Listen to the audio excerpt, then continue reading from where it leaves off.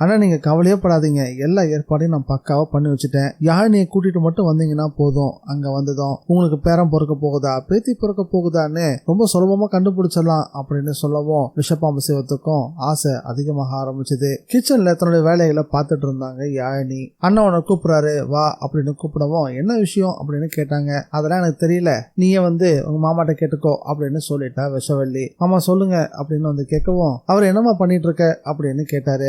அத்தை மார்க்கெட் போயிருக்காங்க, நான் சமைச்சிட்டு இருக்கேன் அப்படின்னு சொல்லவும் சரி கொஞ்சம் கூட கிளம்பி வா, நம்ம ஒரு இடத்துக்கு போயிட்டு வருவோம் அப்படின்னு சொல்லவும் எங்க அப்படின்னு கேட்க ஆரம்பிச்சாங்க.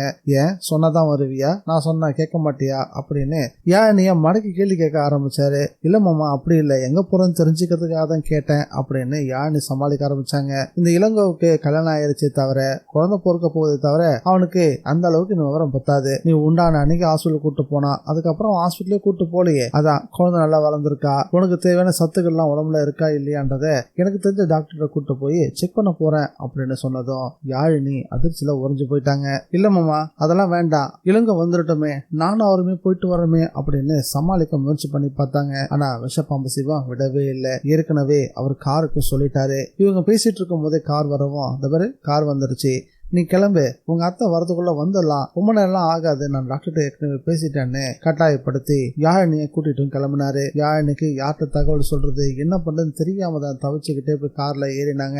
மார்க்கெட் போயிருந்த கௌரி அம்மா வீட்டுக்கு வந்து பார்க்கும் போது வீட்டுல யாரையுமே காணோம்.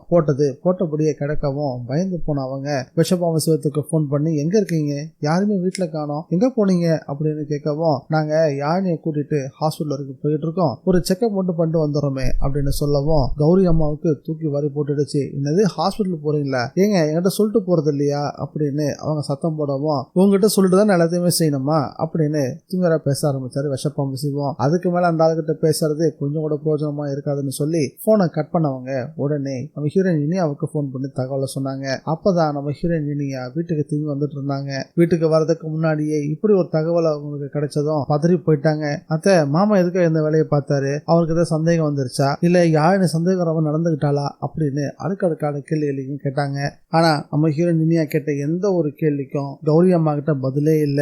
அது எதுவுமே எனக்கு தெரியலமா, நான் பார்க்கும்போது யாருமே வீட்டுல இல்ல, அந்த மனுஷனுக்கு போன் பண்ணி கேட்கும் போதுதான் அவர் ஹாஸ்பிட்டல் போறேன்னு ஒரு குண்டை தூக்கி என் தலையில போட்டுட்டாரு அப்படின்னு வருத்தப்பட்டு பேச ஆரம்பிச்சாங்க கௌரி அம்மா. சரி அத்தை நீங்க பதறாதீங்க, எந்த ஹாஸ்பிட்டல் போறேன்னு சொன்னாங்க அப்படின்னு கேட்டதுக்கு தெரியல, எந்த ஹாஸ்பிட்டல் போறாங்கன்னு என்கிட்ட சொல்லவே இல்லை அப்படின்னு கௌரி அம்மா வருத்தத்தோடு பேச ஆரம்பிச்சாங்க.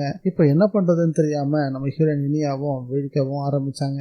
விஷப்பாம்பு சிவத்தை எப்படியாவது தடுத்து நிறுத்தணும், இல்லன்னா அந்த ஆளுக்கு உண்மை எல்லாம் தெரிஞ்சிடும். அதுக்கப்புறம் அந்த ஆள் பேசுற பேச்ச காது கொடுத்து கேட்கவே முடியாது. பேச்சு மட்டுமா, யாழினிய அதுக்கப்புறம் நிம்மதியா வாழவே விட மாட்டேன், அது மட்டும் இல்ல வீட்டை விட்டு அனுப்புறேன் அப்படின்னு சொல்லி யாழினிக்கும் சரி திருவாசகத்துக்கும் சரி தீராத ஒரு மன உளைச்சலை உருவாக்கி விட்டுருவாரு.